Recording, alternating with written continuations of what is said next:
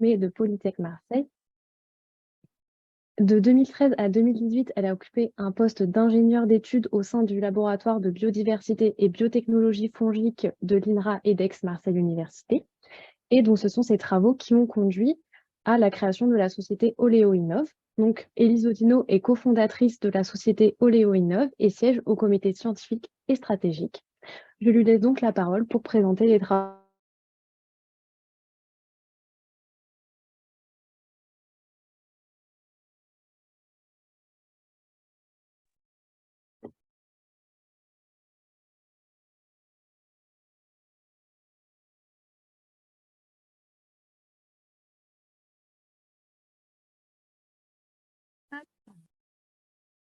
Vous m'entendez là? C'est bon? Oui, c'est bon, je crois ça avait coupé le son. Oui. Là, c'est bon. Donc, je reprends. Donc, je remercie Blandine donc, pour cette introduction et je remercie l'équipe des doctorants pour m'avoir invité à participer à ces webinaires MetaSP en herbe. Et donc, je vais vous parler aujourd'hui en tout cas de l'utilisation des champignons filamenteux et ou de leurs enzymes pour produire donc de nouveaux métabolites et essentiellement à partir de coproduits agricoles. Donc, depuis une vingtaine d'années à peu près, la recherche donc, de produits naturels dans différents domaines, ça va de la cosmétique à la chimie verte, est en plein essor. Alors pourquoi? Parce qu'on a un durcissement aujourd'hui de la réglementation qui vise à réduire donc l'impact des produits sur l'homme, mais également sur l'environnement, et on fait face également à un épuisement des ressources fossiles. Et cet ensemble favorise bien sûr l'intérêt pour de tels produits naturels. Alors, qu'est-ce que c'est qu'un produit naturel? Alors, la définition stricto sensu d'un produit naturel, c'est une substance qui va être produite par un organisme vivant, que ce soit un végétal, des animaux ou des micro-organismes. Et donc, ces produits naturels, et notamment ceux qui sont issus de végétaux, ont été bien sûr de tout temps utilisés par l'homme pour lutter donc, contre des maladies, puisque c'est eux qui ont permis la construction de la première médecine et de la première pharmacopée traditionnelle. Bien sûr, à l'époque, on ne savait pas du tout à quoi était due l'action bénéfique de ces végétaux. Et donc, les avancées des scientifiques ont contribué donc à identifier les molécules actives, permettant ainsi donc de les utiliser directement en tant que composés actifs. Et donc, parmi ces composés chimiques qui sont retrouvés dans les végétaux, les composés phénoliques possèdent de nombreuses propriétés qui, de tout temps, ont été recherchées par l'homme. Donc, d'abord de manière tout à fait empirique, puis de façon plus précise grâce au progrès de la science et notamment de l'analytique et des biotech. Et donc aujourd'hui, on va s'intéresser essentiellement donc aux acides hydroxycinnamiques.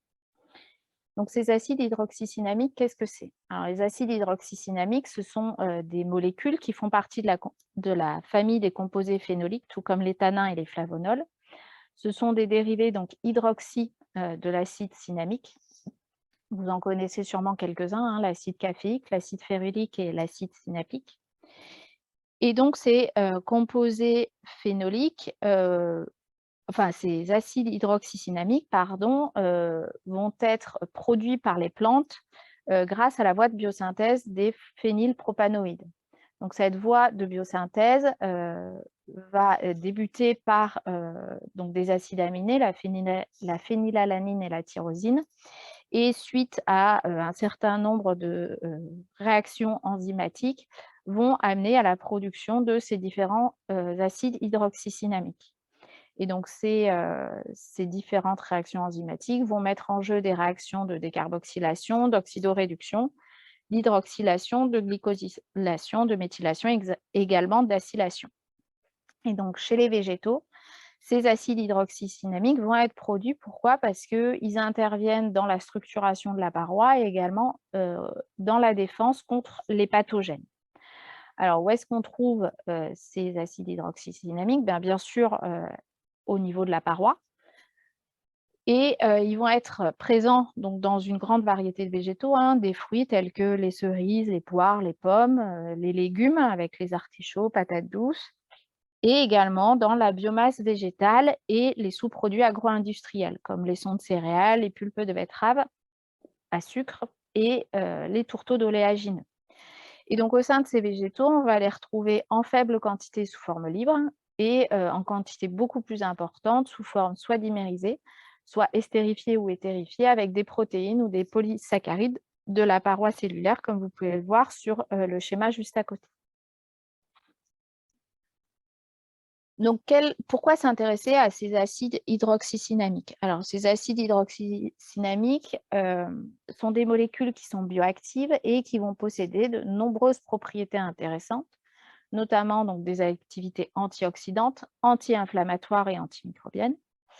Et en plus, de par leur structure de composés phénoliques, elles vont avoir une réactivité particulière qui vont leur permettre d'être utilisées en chimie verte. Donc, leur pouvoir antioxydant va être dû au fait que ces molécules sont capables de piéger des radicaux libres et de chélater de nombreux ions métalliques pro-oxydants, notamment le fer.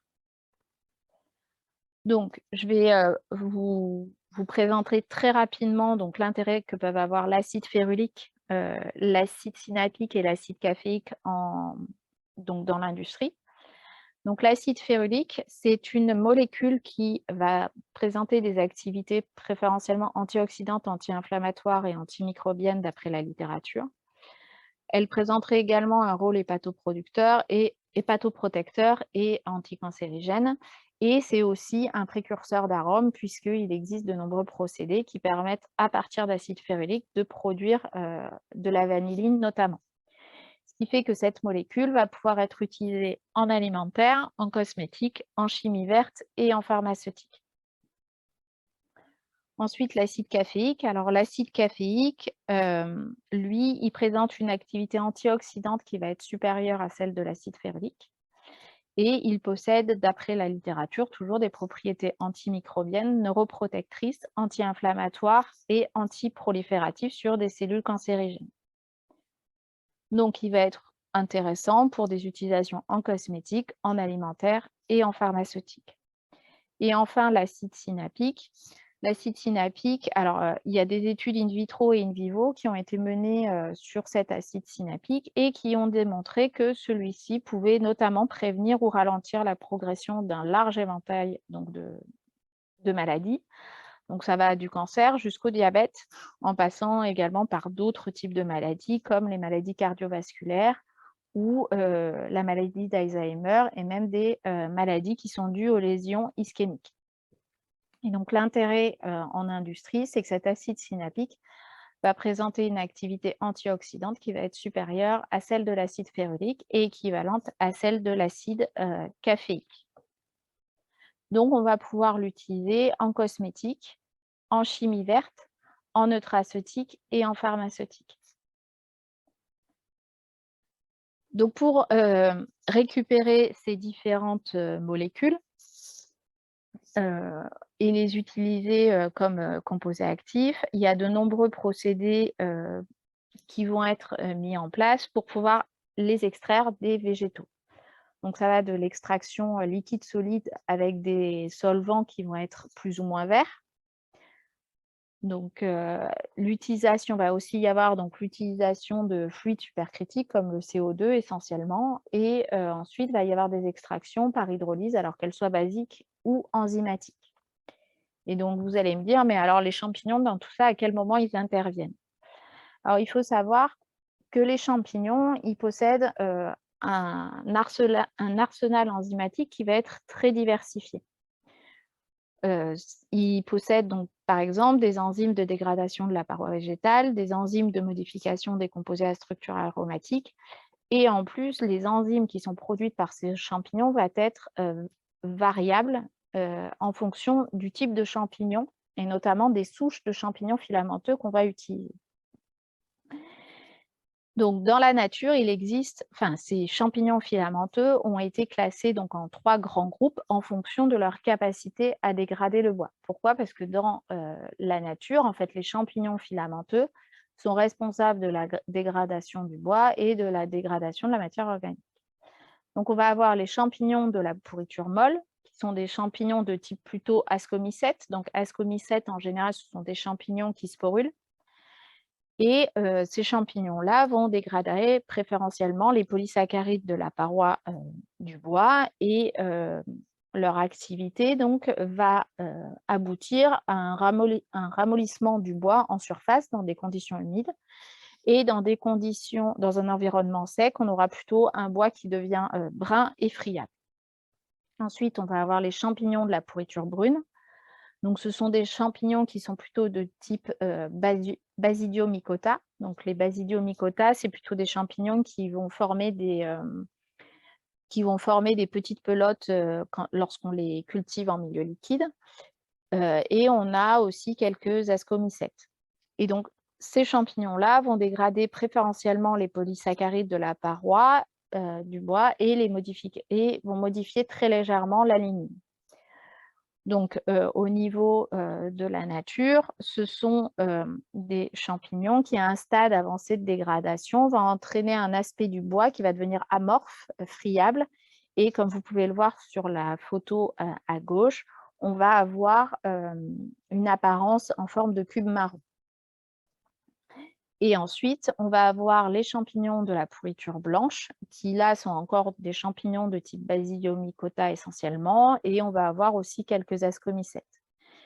Et ces champignons-là vont être capables de dégrader de façon plus poussée le bois, puisqu'ils vont dégrader la cellulose, l'hémicellulose et les lignines.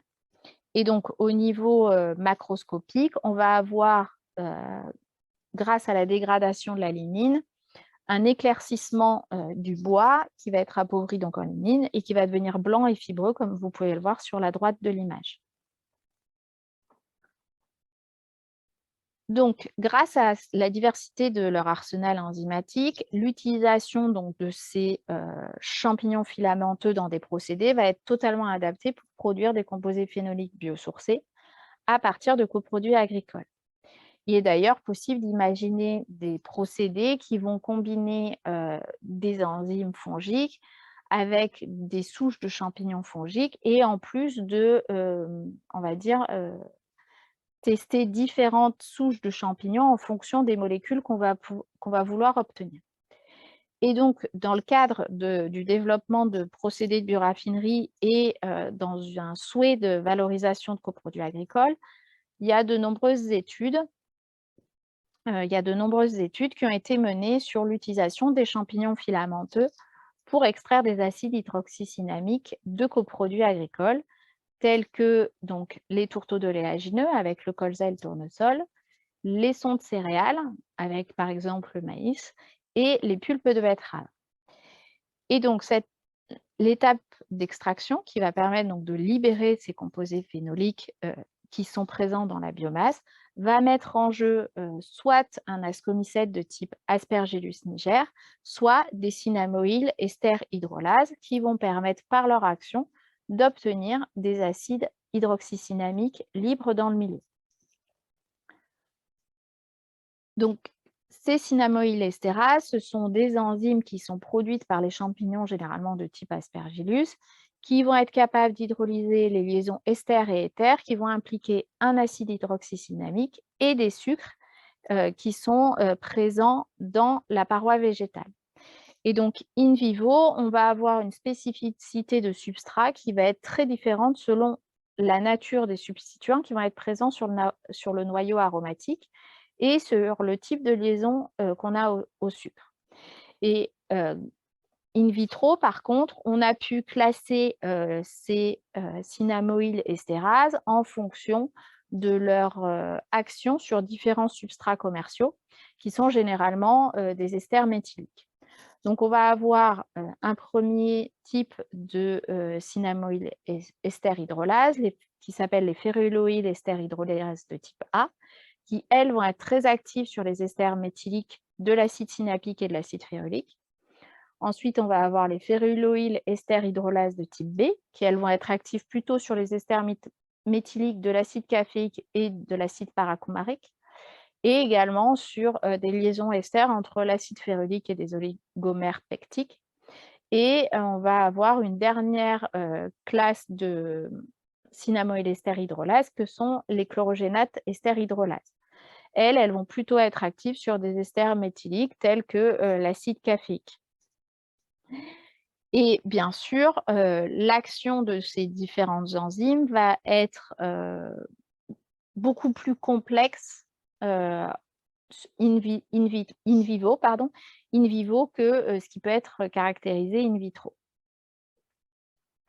Et donc, en fonction du type d'acide hydroxydynamique que vous voulez libérer de la biomasse, eh ben, on va choisir tel ou tel cynamoïl ester hydrolase.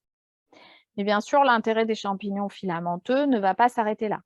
En effet, il va être possible, comme je vous l'ai dit tout à l'heure, d'utiliser dans un second temps, de combiner les potentialités différentes des champignons filamenteux en fonction de la molécule qu'on veut obtenir et de choisir comme ça les espèces fongiques qu'on veut utiliser.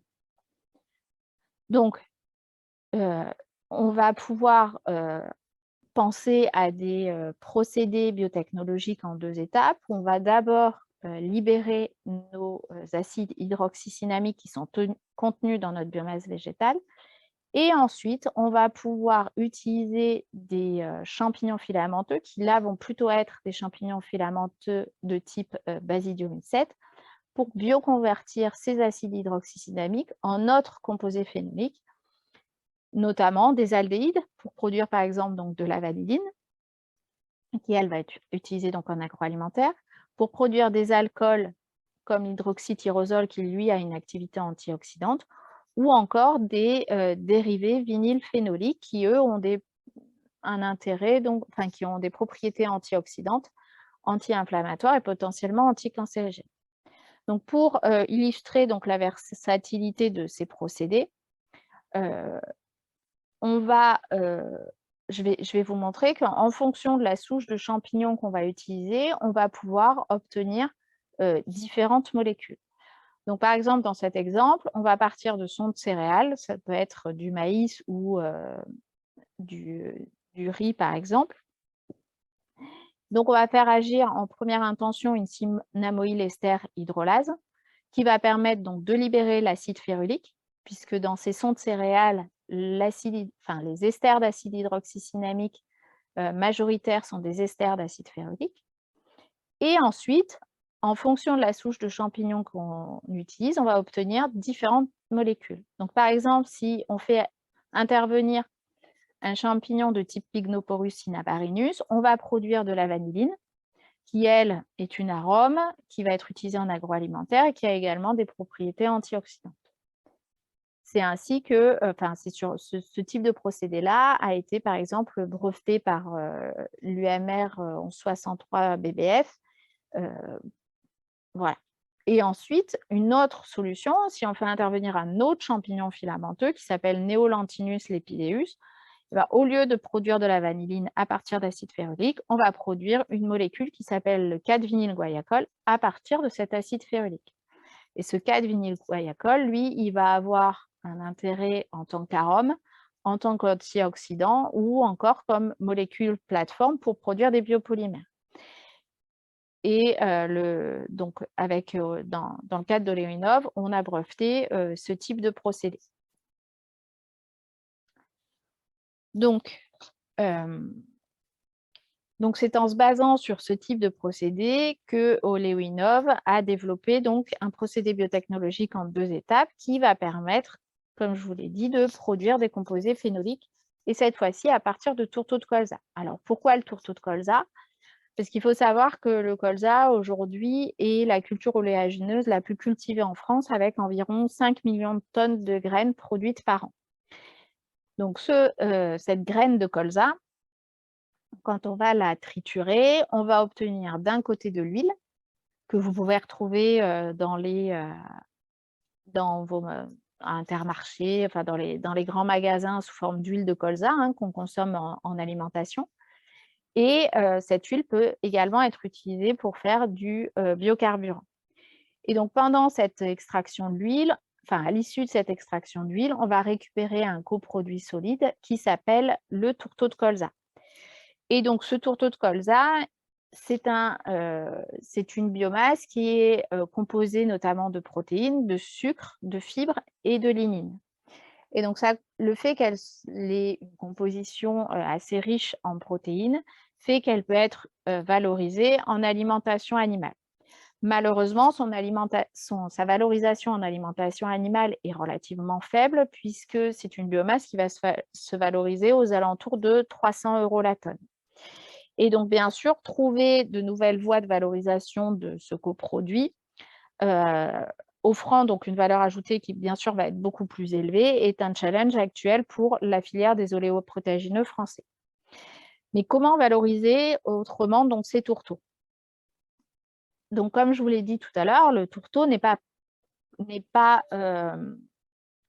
composé que de protéines. Il est également composé d'acide phénolique aux alentours de 1 à 4%. Et dans ce tourteau de colza, les composés phénoliques sont essentiellement des esters d'acide synapique, dont le majoritaire est la synapine, c'est-à-dire un ester choline d'acide synapique. Et donc, en faisant agir peut-être nos champignons filamenteux, on peut être capable de libérer cet acide synapique. Et il faut savoir que cet acide synapique, il a des propriétés antioxydantes, anti-inflammatoires qui peuvent intéresser l'industrie. Et donc, si on fait un calcul assez rapide entre les quantités de tourteaux mises à disposition et le pourcentage d'acide phénolique retrouvé dans le tourteau, ça fait qu'on peut avoir à disposition environ 20 000 tonnes potentielles d'acide synapique disponibles par an, ce qui en fait un composé qui va pouvoir être produit de façon tout à fait durable. Et en plus, vu que son utilisation est dans des marchés qui sont, on va dire, relativement à une valeur ajoutée relativement forte, on va pouvoir estimer le valoriser à environ 3 000 € le kilo. Ce qui fait bien sûr une meilleure valorisation qu'une utilisation uniquement du tourteau en alimentation animale. Donc, c'est comme ça que nous avons développé et breveté donc, un procédé biotechnologique pour produire deux composés phénoliques. Donc, on part de notre tourteau de colza. On a une première étape d'hydrolyse. Donc, nous, on fait agir une cynamoïl-estérase donc qui provient d'Aspergillus niger. On va ainsi libérer notre acide synapique dans notre milieu.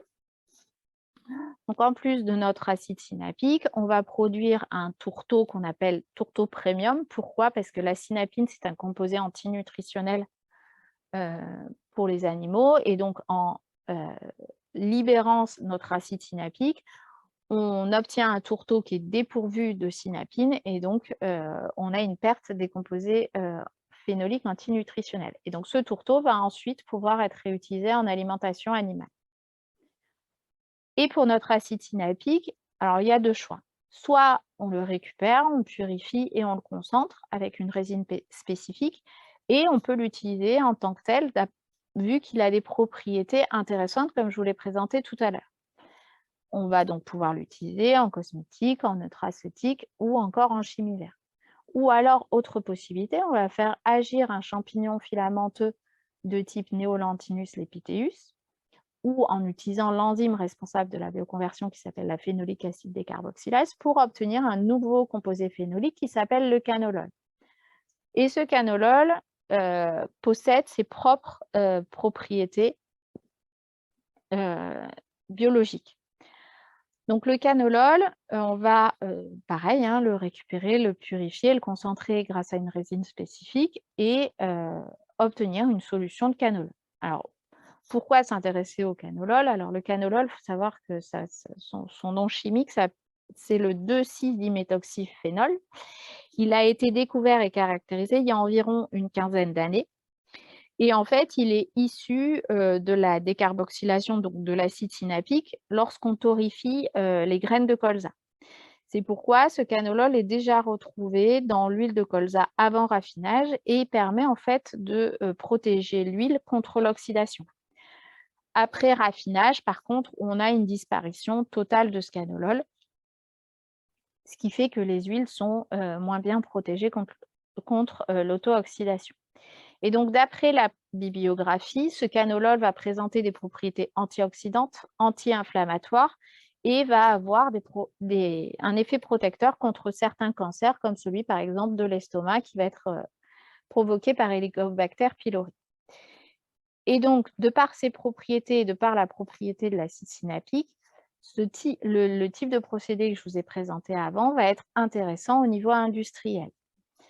Par rapport, donc, comme je vous l'ai dit, à leur pouvoir antioxydant élevé, puisque pour rappel, l'AS a une efficacité supérieure à l'acide férulique. Pour le canolol, on va avoir une efficacité supérieure à la vitamine E, à la vitamine C, au bêta-carotène et à la quercétine. Donc, ces propriétés-là vont permettre d'imaginer des utilisations industrielles en cosmétique, nutraceutique et alimentaire. Ensuite, ce sont des molécules qui vont avoir des propriétés anti-inflammatoires. Donc, on va pouvoir imaginer des utilisations en nutraceutique et pharmaceutique. Et ce sont également des molécules qui ont des potentiels anticarcinogènes. Et donc, là aussi, on va pouvoir imaginer des utilisations en pharmaceutique ou nutraceutique. Et ensuite, de par leur formulation chimique, ce sont des molécules qui ont des réactivités élevées qui vont leur permettre là d'être utilisées en chimie verte. Donc, les avantages de nos molécules qui vont pouvoir être mis en avant, c'est que ce sont des molécules d'origine naturelle et biosourcée, ce qui aujourd'hui est un vecteur d'image très positif. C'est un procédé qui n'utilise pas d'OGM, donc toujours pareil, donc notre pouvoir antioxydant élevé. En plus, ce sont des molécules qui ont un pouvoir colorant qui est très faible, notamment quand on les met dans des bases de cosmétiques. Donc, ça a un avantage par rapport aux concurrents. Pourquoi? Parce qu'aujourd'hui, même si une grande partie de la population souhaite des cosmétiques, par exemple, qui vont être plus naturels avec des produits biosourcés, les gens ne sont pas encore prêts psychologiquement à avoir des crèmes qui vont être très colorées, qu'elles soient marron, rouge ou vertes. Et donc, ils souhaitent généralement des crèmes qui sont plutôt blanches. Et donc, ajouter des molécules qui vont peu colorer les crèmes va être quand même un avantage très intéressant, notamment en cosmétique. Et ensuite, il n'y a pas de contraintes réglementaires puisque l'acide synapique et le canolol font partie de la liste des arômes délivrés, enfin, la liste des arômes dans certaines réglementations européennes. Donc, je vais finir cette présentation en vous présentant donc rapidement la société Oleoinov. Donc, Oleoinov a été créé en janvier 2019 et a donc pour proposition de valeur de développer des procédés biotechnologiques durables pour produire des molécules à haute valeur ajoutée à partir de coproduits ou de déchets agricoles. Donc, je vous ai présenté un de nos procédés, mais on a mis en place également un autre procédé, donc toujours à partir du tourteau de colza, où là, on va effectuer une culture liquide d'un autre champignon filamenteux en présence de tourteau, et notre champignon filamenteux va être capable de produire un biocatalyseur qui, lui, va avoir des propriétés décolorantes, notamment pour remplacer la javel dans la décoloration des toiles de jean. Et par ailleurs, nous proposons également d'accompagner des sociétés dans leurs projets de valorisation et de coproduits, dans leurs projets de valorisation de leurs coproduits ou déchets agricoles par voie biotechnologique à l'échelle laboratoire à l'échelle pré-industrielle. Et donc, afin de mener à bien l'ensemble de tous nos projets et de notre développement, aujourd'hui, l'équipe d'Oleoinov est composée de Frédéric Finn, qui est président délégué de la société, Anne Lomascolo, qui est conseillère scientifique et maître de conférence à Polytech Marseille, à l'Université d'Aix-Marseille, Léa Medina, qui est notre ingénieur R&D qui développe les procédés et qui fait également les productions d'échantillons, et Ambrine Bonif, qui est une alternante en école de management et commerce qui nous aide à développer toute la partie commerciale, et bien sûr moi-même. Et donc, on est toujours en contact avec nos partenaires clés. donc on a nos partenaires scientifiques historiques, donc Aix-Marseille Université, INRAE, l'Institut Carnot 3 Picard. Et ensuite, on a également des soutiens au sein de l'innovation biotech, plutôt dans la région PACA. Enfin, certains dans la région PACA comme l'incubateur Impulse et certains donc nationaux comme Bioeconomy for Change et BPI France. Voilà, donc je vous remercie pour votre attention et je suis à votre disposition si vous avez des questions. Alors, merci beaucoup, Élise, pour cette présentation d'Oléoinov. C'est très intéressant ce que vous faites. Et donc, je suppose qu'il y a beaucoup de questions, qu'il y a des questions parmi l'Assemblée.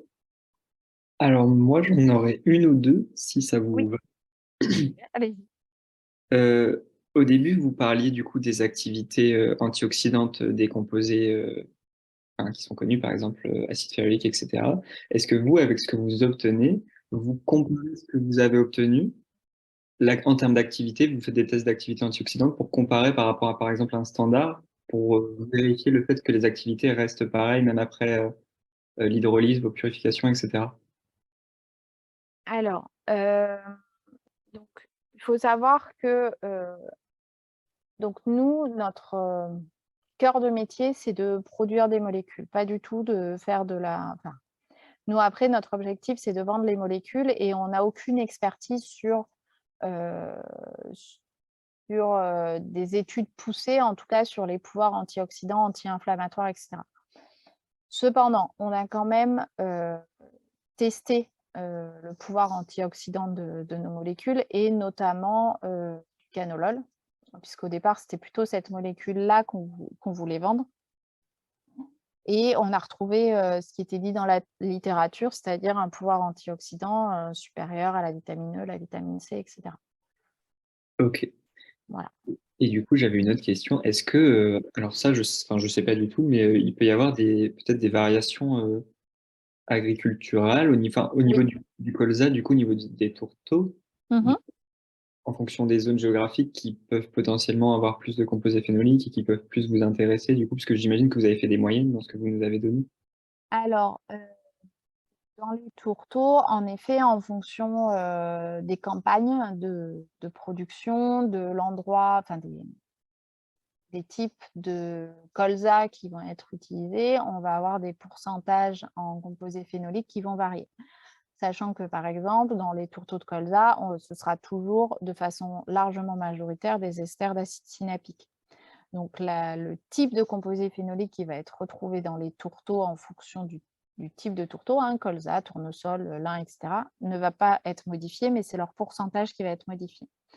Donc, c'est pour ça que dans la slide que je vous avais présentée, en fait, on a une composition entre 1 et 4%, ça dépend vraiment du tourteau, des campagnes, etc. Ça va jouer essentiellement sur la quantité d'acide synapique qui va pouvoir être produite, et après, ça a une incidence plus sur le coût de production que sur autre chose. Ok, super, merci beaucoup. Alors, il y a Caroline qui a une question. Oui, bonjour et merci beaucoup pour votre exposé qui était vraiment très intéressant. J'ai une petite question sur la purification en fait, des molécules, Oui. puisque après avoir fait agir les champignons, il faut évidemment tout séparer et récupérer la molécule. Vous avez parlé de résine spécifique, Oui. et je me demandais si c'était toujours la même résine ou si c'est à chaque molécule une résine spécifique.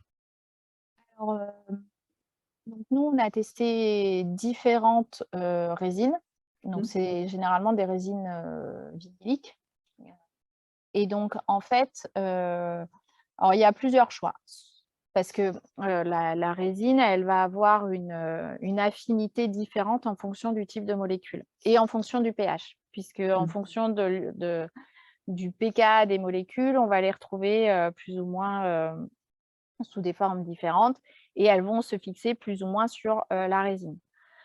Donc, notre premier choix a été d'utiliser le même type de résine, que ce soit pour récupérer l'acide synapique ou le canolol.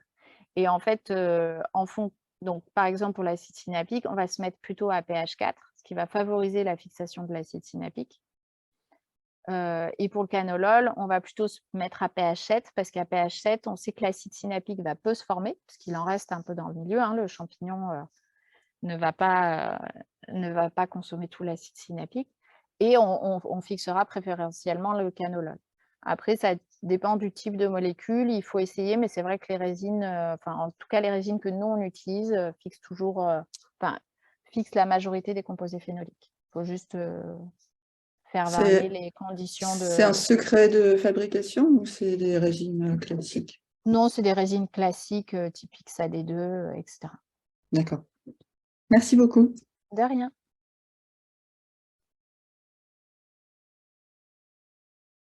Alors, oui, il y a quelqu'un. Oui. Allez-y. Oui, bonjour, merci pour cette présentation. Je voulais savoir, est-ce que vous avez envisagé d'exploiter les pailles de blé ou ce genre de choses-là et de coupler ça avec l'utilisation du résidu pour la production de bioéthanol? Et est-ce que ce genre de couplage-là est envisagé et envisageable? Alors, je pense que c'est... Alors, on ne l'a jamais envisagé, nous, en tout cas, pour le moment, puisqu'on s'est vraiment concentré sur l'utilisation des tourteaux de colza. Maintenant, si on réfléchit un peu, donc pour produire du bioéthanol, c'est plutôt des sucres qui sont utilisés. Donc, finalement, si on effectue une hydrolyse sur les pailles, on va extraire donc, les composés phénoliques, mais normalement, les sucres ne devraient pas être touchés. Tout à fait. Donc, a priori, on peut imaginer derrière une réutilisation des pailles après hydrolyse pour faire du bioéthanol. Parce qu'en plus, ça permettrait de détoxifier, parce que généralement, c'est un des produits qui empêche l'exploitation de la fermentation. Oui, on pourrait imaginer une combinaison des procédés et donc en fait un pré-traitement des pailles pour favoriser la production de bioéthanol derrière. Tout à fait. Mais comme j'ai l'habitude de dire, en général, il faut tester. Ça peut marcher. Enfin, en tout cas, en théorie, je n'y vois pas d'inconvénient. D'accord, merci. Alors, est-ce qu'il y a d'autres questions? Sinon, en attendant, moi, j'en ai une. Pour les étapes hydrolyse et bioconversion, donc est-ce que vous savez si les enzymes que vous utilisez, enfin les enzymes présentes dans les champignons que vous utilisez agissent aussi sur d'autres composés, autres métabolites spécialisés, ou vous vous concentrez vraiment sur les hydroxysynamiques? Donc les cynamoïl estérases, ester hydrolase, elles sont spécifiques des acides hydroxysynamiques. Enfin, des acides hydroxysynamiques qui sont liés aux parois. Après, la phénolique acide décarboxylase, dans la littérature, elle a été décrite quand même pour faire la bioconversion d'acide hydroxysynamique vers des composés vinylés. Maintenant, il y a tellement de souches de champignons qui existent qu'en fait, il suffit juste de faire varier le type de champignon qu'on utilise pour produire d'autres molécules. Mais on n'est pas forcément obligé de partir sur des acides hydroxysynamiques. On peut peut-être partir d'autres molécules, d'autres composés phénoliques sûrement. Ok. Oui, parce que du coup, pour l'étape de bioconversion, oui. Elle a lieu sur le tourteau ou elle a lieu... Enfin, vous avez déjà extrait l'acide synapique? Alors, en pratique, vraiment, au niveau du process, en fait, on prend notre tourteau qu'on va mettre en contact avec les enzymes, donc les cynamoïl ester hydrolase, en milieu liquide. Hein, donc, on va mettre du tourteau, de l'eau, nos enzymes. On fait agir nos enzymes. Après, on fait une séparation. On récupère nos composés phénoliques, donc l'acide synapique dans le cas du tourteau de colza. On le fixe sur une résine, on le récupère, on concentre. Et ensuite, en fait, on va faire une culture liquide de notre champignon Neolantinus lepideus. Et chaque jour, on va venir lui ajouter dans le milieu de l'acide synapique pour qu'il le bioconvertisse en canolol. Ok. Ok, merci. De rien. Il y a Eric qui a une question. Oui, bonjour, merci pour votre présentation. Bah, ça rejoint un petit peu, ma question rejoint un petit peu la précédente. C'était justement, je voulais savoir si vous faisiez de la fermentation solide ou si vous étiez en milieu liquide, mais vous avez répondu. Oui, Et nous, du on coup, fait donc, que de la fermentation liquide. d'accord. Et sur quel volume, justement, vous pouvez produire? Alors, aujourd'hui, on fait ça à l'échelle laboratoire, hein. Donc, soit en Erlen, donc c'est-à-dire sur des volumes de 100 ml par Erlen. On a validé à l'échelle pilote pilote de laboratoire sur des bioréacteurs de 2 litres. Et là, notre objectif est de faire une validation du procédé sur une échelle de 200 litres. D'accord. Voilà. Non, mais c'est bien parce que ça prouve bien la coopération qu'on peut avoir entre le monde végétal et fongique pour la production de molécules à haute valeur ajoutée. Donc, beau travail. Merci.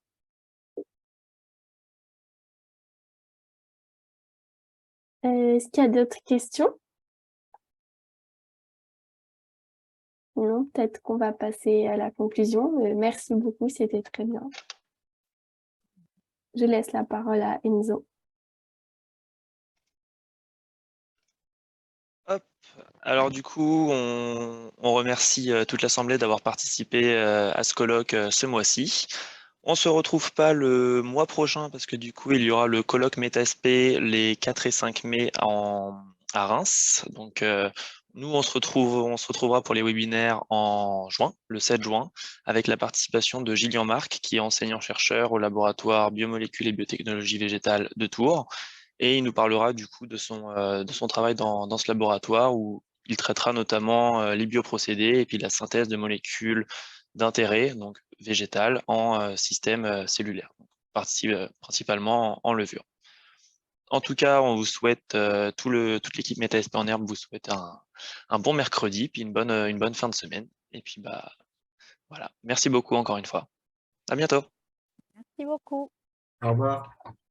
Au revoir. Au revoir. Au revoir.